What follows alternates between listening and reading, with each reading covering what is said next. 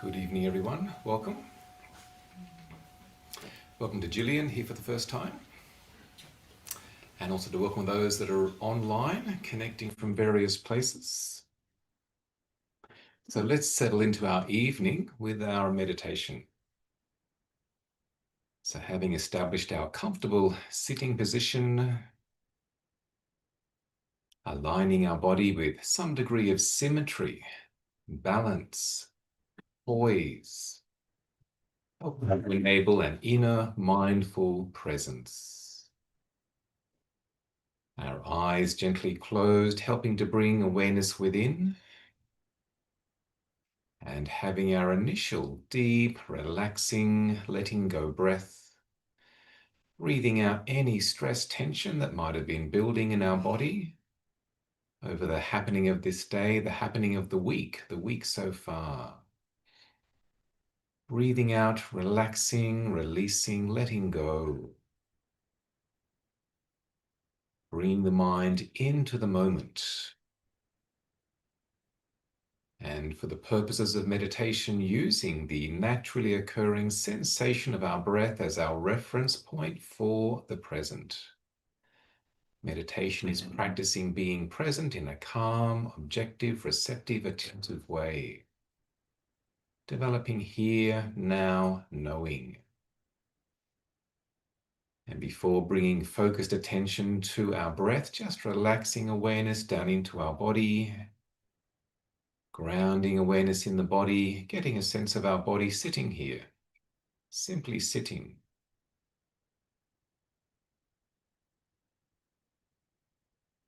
Noticing a few contact sensations as points of mindful knowing, feeling our feet connecting with the floor, noticing and feeling that contact sensation, feet against the floor, not as a thought, but as an actual physical felt sensation.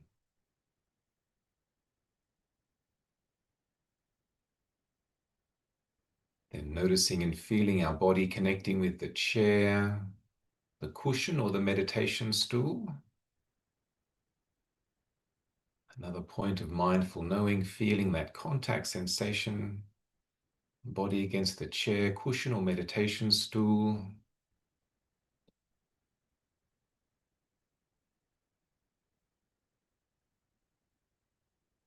Then noticing and feeling the placement of our hands and fingers.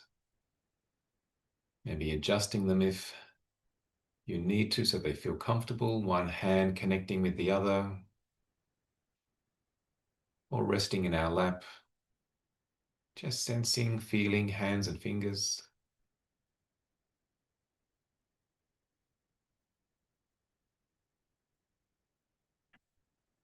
Then without disturbing our posture, relaxing the shoulders, chest, abdomen, belly area. Relaxing those areas that often collect tension, tightness, contraction. Relaxing and softening so we can feel the natural movement of our body breathing. The gentle rising and falling of shoulders, chest, abdomen, belly as the body breathes. Feeling into that soothing motion. The perennial process of breathing. Simply noticing and feeling. Allowing the body to breathe itself naturally.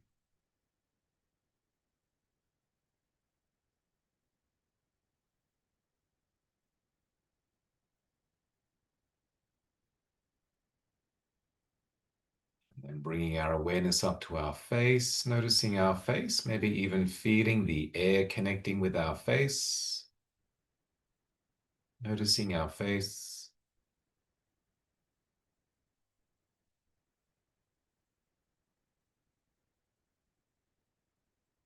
And also noticing some degree of light coming in through the closed eyelids. Even though the eyelids are closed, there's still some light coming in. So even looking into that lightness, brightness, color, pattern, blankness. A forward focused gaze into the space in front through the closed eyelids. into that lightness, brightness, blankness.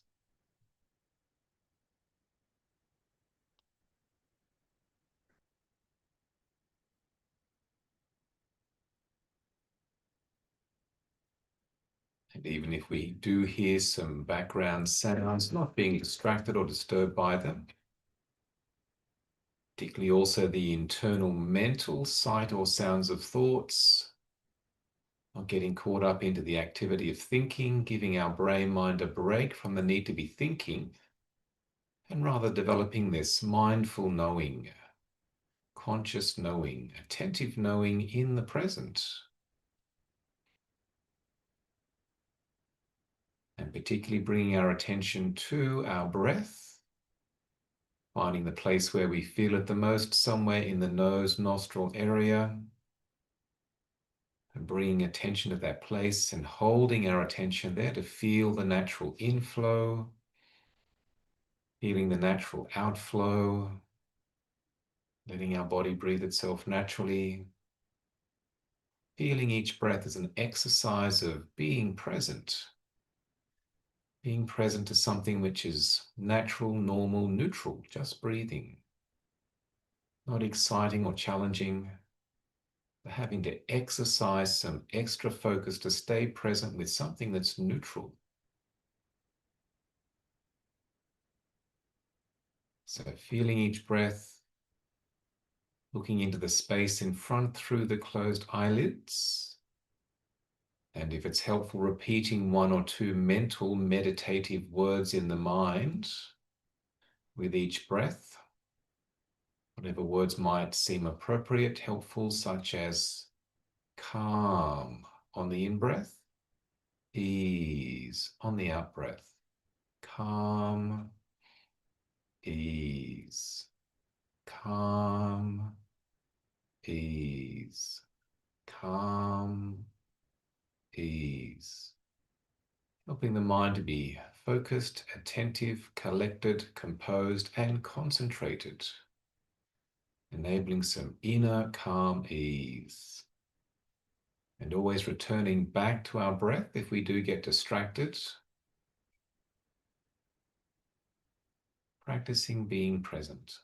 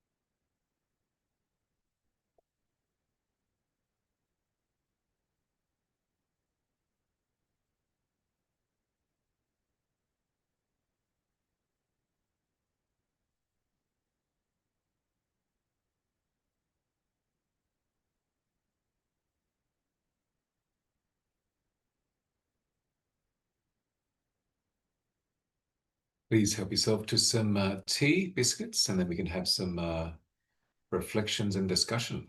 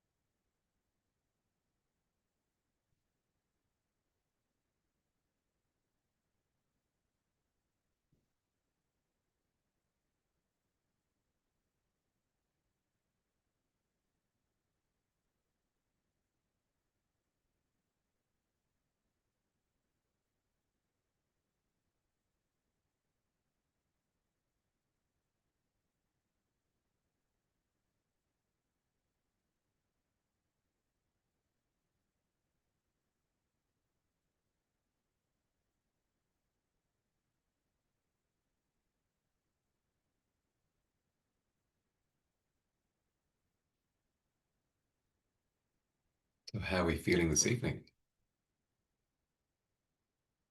Okay. Settling into spring. Things are warming up. The insects and animals are coming out. Changes in the sounds in the day and the evening, with more animals and insects.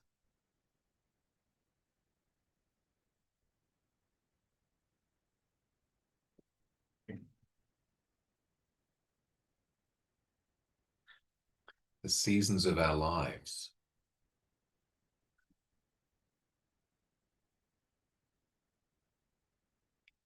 The passing of time.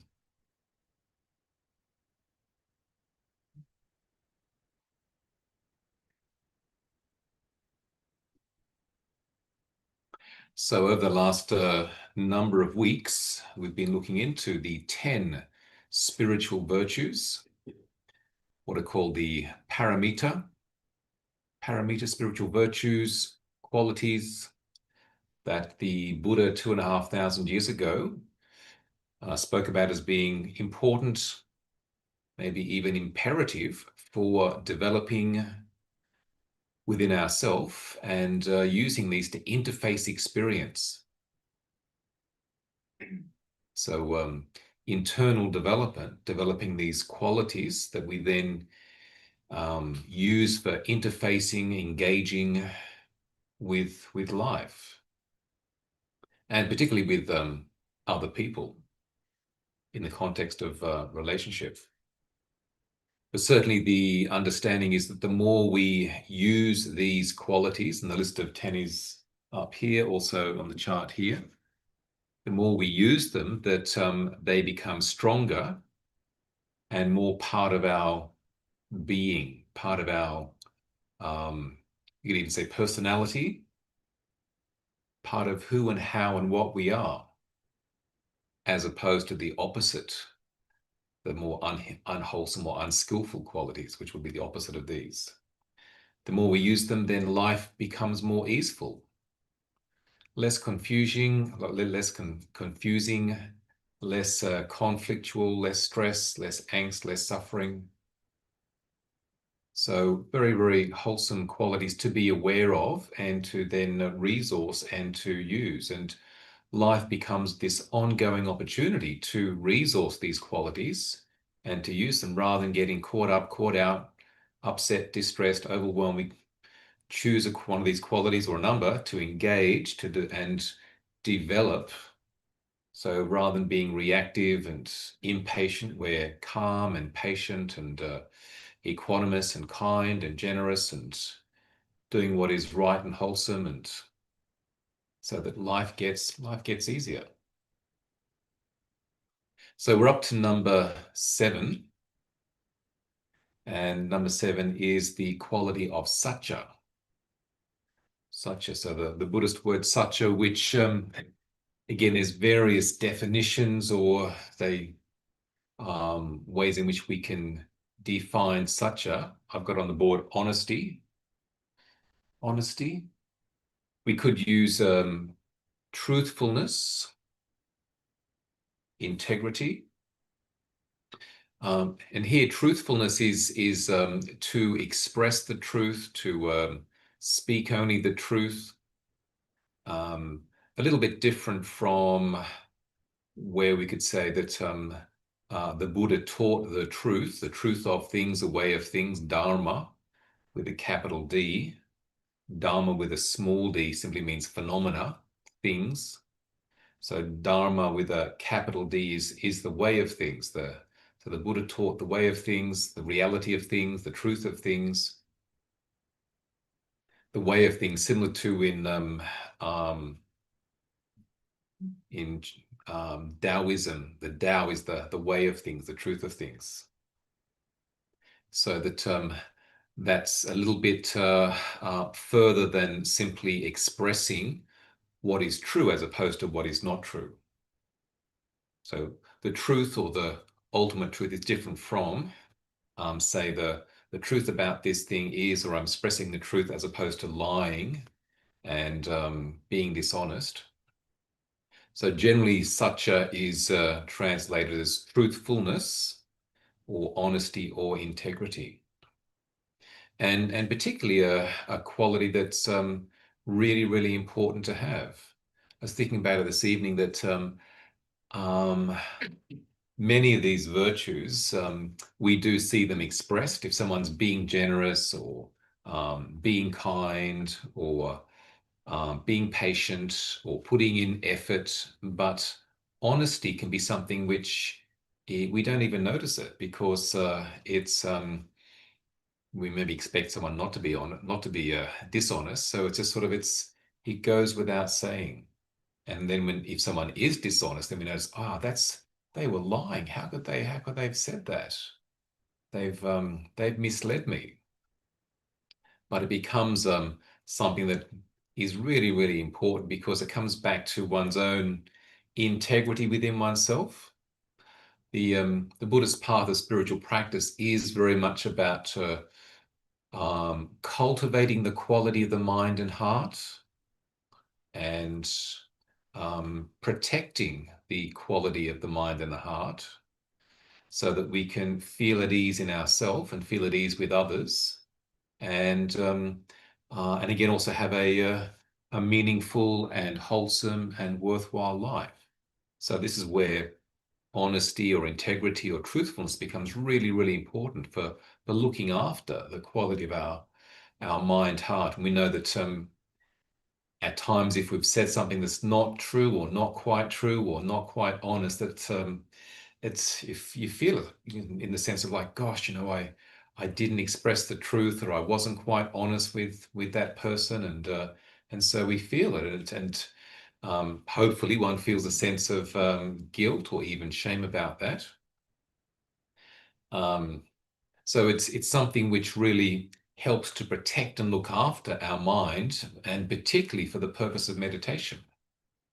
Because when we sit meditation, we're sitting with ourselves, we're sitting with our mind, and if we have said or done something that's not honest, not true, not good, then it's likely to come up and affect the quality of our meditation for being able to be calm and collected and focused in the present moment.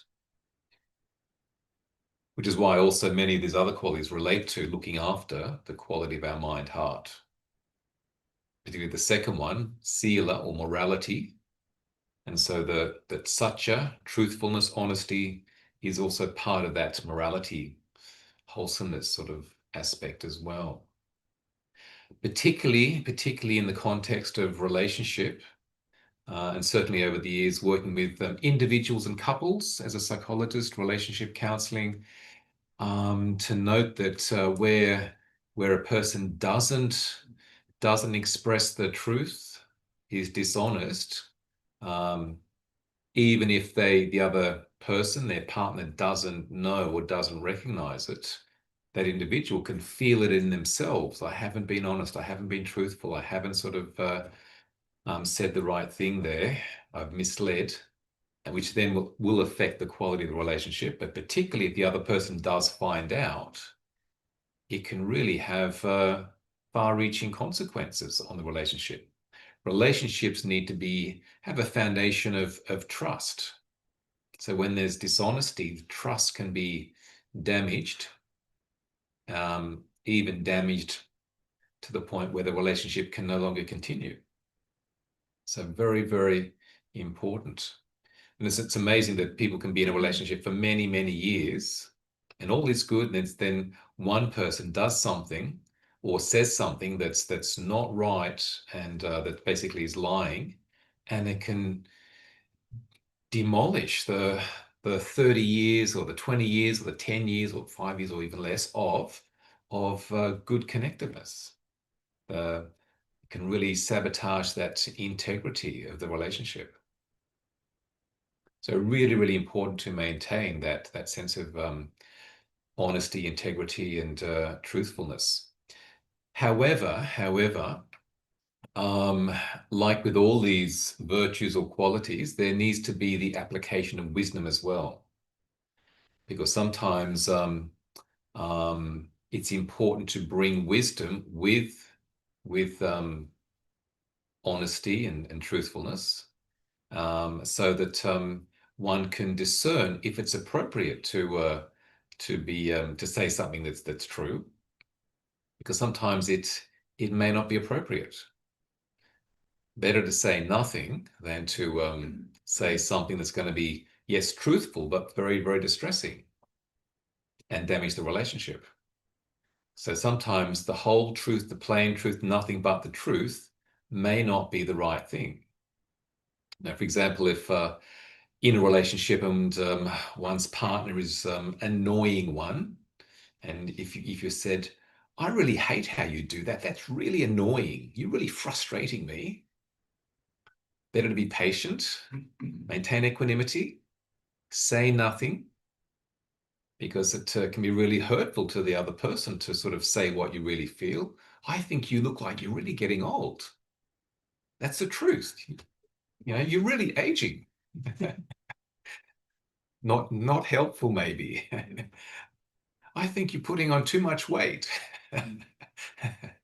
So sometimes a skillful means is to maybe communicate, so that the truth is not compromised, but it comes out in a more pleasant way. Like, hey, would it be good for us to do a bit of exercise together? We probably both could lose a bit of weight. Or hey, I've noticed that um, um, when you're really um, um, pleasant about such things, it really sort of is inspiring, and as opposed to, I hate when you do that. So more giving encouragement to the positive side of things as opposed to pointing out the negative. And this comes into relationships where I say that for couples to maintain healthy communication, ideally no blaming, no shaming, no complaining, which doesn't mean that you can't make helpful suggestions in terms of like, I love it when you do that, as opposed to, why do you always do it that way? Or why do you always sort of talk when I want to listen to something on the radio or the TV, and say, I really enjoy watching this, and it's great when we can have some nice sort of quiet and just watch it. So offering suggestions as opposed to going into blaming, shaming, complaining. Skillful means. I was remembering in the context of right speech, which is one of the aspects of the eightfold path, the eight-factored practice path in Buddhism. Right speech is really, really important, again, for maintaining integrity in relationships, communication. And in this book by Venerable Gunaratana, 8 Mindful Steps to Happiness, which I can highly recommend, which goes into the 8 steps, he mentions that checking in for what is rightful or skillful with regards to speech, so that the 5 mindful check-ins before we maybe say something is, so we stop and reflect before we say something. Is it true? So number 1, is what I'm going to say true? Do I know it to be true? Is it kind? Is it kind for me to say this? It might be true, but it's not kind. Number 3 is it beneficial? So it might be true, might be kind, but I can say it in a kind way, but it's not really beneficial. Don't need to mention that. Does it harm anyone? Which may be not particularly the person we're talking to, but someone else. And we tell somebody, and they go and tell somebody else, and then someone is very distressed, or it hurts them in some sort of a way. And then lastly, is this the right time? So sometimes the 4 are fulfilled, but it's not the right time. And that can then cause problems in the relationship, because it's like where, you're just about to leave for work, and your partner who's leaving later says, oh, and I want to discuss this with you. It's like, well, I've got to get to work. Or I want to eat my meal, not sort of talk about this. Or this is going to take too long to talk about this. Let's talk about it another time. So checking in with what one wants to express. Is it the right time to talk about this? Maybe not late at night. So it's about checking in on those things, and particularly, obviously, the first one: is this true? Is this true? So right speech relates very much then to also this sense of expressing honesty, integrity, truthfulness with communication, appreciating that when we don't, it can have far-reaching consequences for the relationship, for the other person, and also for ourselves as well. The reason why people may not express the truth is because they're afraid that the other person's going to get upset with them. It maybe is also because they're going to be embarrassed. I'm going to be embarrassed expressing the truth. Also out of ego and desire and gain, which comes into, unfortunately, that there's so many examples today that we can see, current affairs on the news where people in positions of power are not expressing the truth. We either at that time or later on, we know, well, I think that wasn't true. They lied about that. For example, politicians often have a different version of what they define as the truth.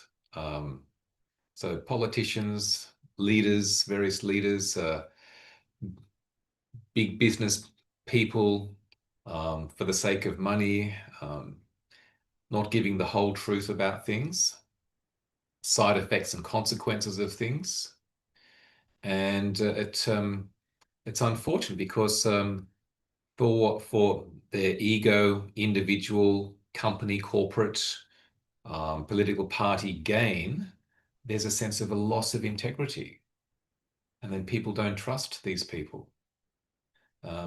It used to be that one's sense of moral integrity and sense of doing what is right and noble was seen to be really, really important. But to some degree, that's been forgotten. I think that the more we practice meditation, we can really see, hey, I need to be with my mind. My mind is the most important, precious thing that I have, even beyond the body. The body might be fit and healthy, but if the mind is distressed and distracted and distorted and depressed and diminished, then that affects everything. How we experience life is through our mind. And so that we need to look after that and care for that. And particularly with meditation, sitting and being with oneself, we can see the results and feel the results of doing what is right and wholesome, being a good, honest person, or the opposite. And that's where it can be helpful to reflect, okay, it feels good that I haven't said or done anything that is dishonest and untruthful and lacks integrity. Having a sense of joy and empowerment in that, feeling good about being a good, honest, decent person, which the world certainly needs. And if one has said or done something that's not wholesome, right, skillful, truthful, then to go, okay, well, this doesn't feel good. There's learning in that. Be more mindful next time. So for yourselves, in terms of reflections on honesty, integrity, truthfulness, any thoughts to questions or comments, Rihanna? Well, I think honesty can also be a little bit different in different cultures. Good point. And so, as an example, I'm Dutch, and I think I say things quicker than other people, for example, in Australia, and I'm used to the culture now. But in the beginning, I think I went wrong here and there to be far too direct and too honest, because where I'm from, that's quite normal. That's a very good point. Yeah. And people then see it not as honesty, but more as being harsh or rude. And I think, well, it's culture, and I think that's in more cultures. Back in more cultures. Yeah, so it's good to be aware of that when we're relating to people that could be of a different culture. It's a sense of maintaining even face. In Asian culture, it's really, really important to maintain face, not to lose face, and therefore not challenging somebody on something which we know that wasn't true. You lied about that. But if we point it out, they can be, really demolished in a significant way compared to maybe here someone says, oh yeah, I wasn't right, I lied, sorry. And but other cultures can take that in a really, really serious way.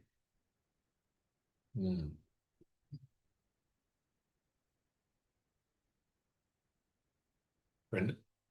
Yeah, John was reflecting on the Buddha, I guess, encouraged to refrain from chit chat and gossiping and stuff. Is that also because of a tendency then to say negative or bad things about others, and therefore you're belittling them in a negative way? Sure, yeah. So all of the above. And often if when people are engaging in gossip, slander about someone else, they're in doing so, they're saying something about themselves as well. But again, protecting our quality of mind, heart, so that we're not affected by that sort of stuff, immune to that. And also not using gossip and slander and meaningless chatter, which is a waste of time and it's a waste of energy. It clutters the mind and really not helpful. I guess it comes back to using wisdom with right speech. Like making those good decisions about is this worthwhile speaking about? And generally, the correct response is no. Just keep those opinions to yourself. So the saying, if you can't improve upon silence, say nothing. And also in the notes, for this, there was a couple of quotes from the Buddha where he says, those who speak truth and give gentle encouragement, contending with no one, these do I call great beings. And also a single word of truth which calms the mind is better to hear than 1,000 irrelevant words.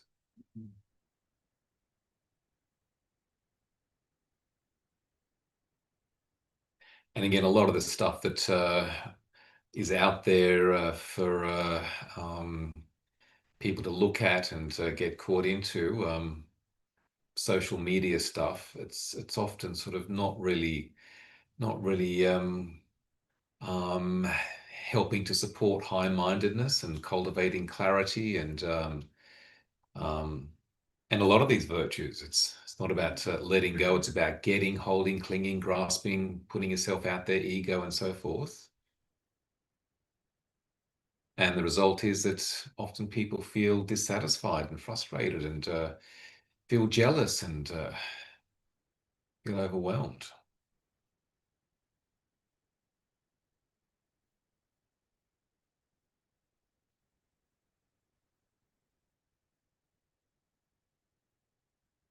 Yeah, it's a thing that often there's not too much said about the importance of speaking in a way that is expressing honesty and integrity and truthfulness.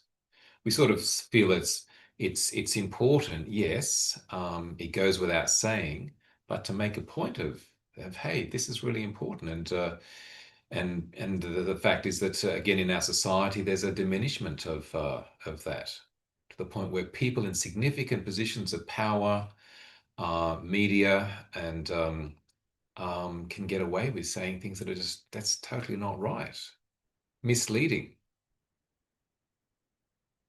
You have to have the radar out to sort of sense if something's not right. I think advertising, has a lot to answer for there too. Well, yeah. It's all about, you can get this, and it's overselling the benefit of things, and probably a lot of dishonesty and keeping back of facts as well. With how things are portrayed, and then that just kind of,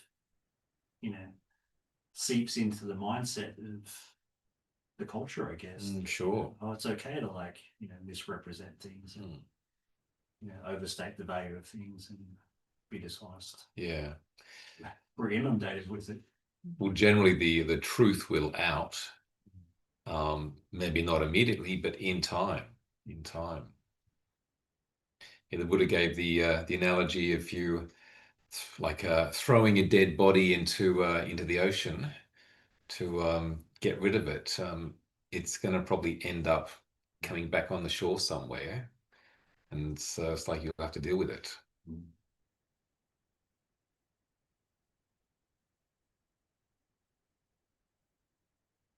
Any other thoughts or comments around the importance of honesty, integrity, truthfulness?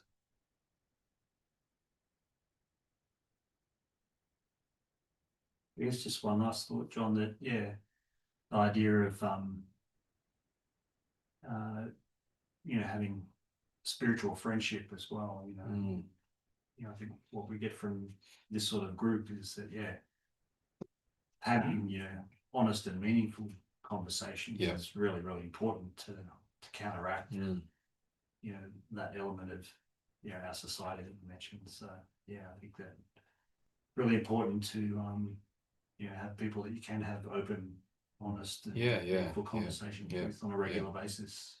And that creates trust. So together in friendships and community, there needs to be that sense of trust. So truthfulness is part of that.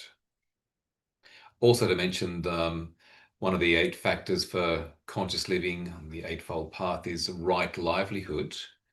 And in that, if one's livelihood causes one, or one is required to misrepresent the truth or to lie, in a sense, sort of transgressing what we see as the 5 precepts, so which is like refraining from wrong speech, then that would be seen as wrong livelihood, which may mean that somebody will either need to modify how they're working in that particular type of job, or they might go, well, actually, I can't work in this job because I'm having to misrepresent the truth, cause people to not know what is right, what the facts are, sort of mislead them, and that's not wholesome. It's bad karma. It's doesn't feel right. Doesn't align with proper, skillful, honest values. find another job. And unfortunately, there can be quite a number of jobs where people are required by their job, by the senior sort of people in the job to sort of to lie. Some cultures too, blackmail and bribery are kind of like standard practices. So, yeah. Kirsten, you were going to say something? I was just going to ask you about what you said before. I just want to check that I've got them all. So before you speak, you say, is it right? Is it true? Is it kind? Is it kind? Is it beneficial? Yeah. And is it the right time? Was it just no, fine. one. Number 4 is it going to harm anyone? Is it? Yeah. So that's different to is it beneficial, is it? Well, they sort of overlap. It may be beneficial for this person, but they maybe tell somebody else that's going to harm someone else. So we've got to be even careful of the consequences. And then, is it the right time? But they do overlap to some degree as well. True. Pardon? But they're not conflict with it. Is it true? No, because it might be true. It might be true, but someone's then sort of let someone else know that, hey, guess what we saw happening, and then that really affects that other person, which might be the truth, but it could cause significant consequences. I might learn something at work and then tell somebody else, because I know, oh well, I tell them it's going to be beneficial to them. But then it gets back that I never should have found out this from somebody else. So that person gets in trouble for telling me. And, I'm trying to help this person, but I end up harming the person that told me the information. Right, yeah. So it comes back to being mindful and just being more circumspect with what we say, so that because it can have consequences that flow on. So do give that some consideration, the importance of this particular quality or virtue, and how we then engage, particularly our speech, with regards to honesty, integrity, truthfulness. Next week we'll look into the next one, which is adhitthana, which is a commitment or resolve, which again is an important quality, strength to have to help us in life get through things. Thanks for coming out tonight, and have a great week. Thank you.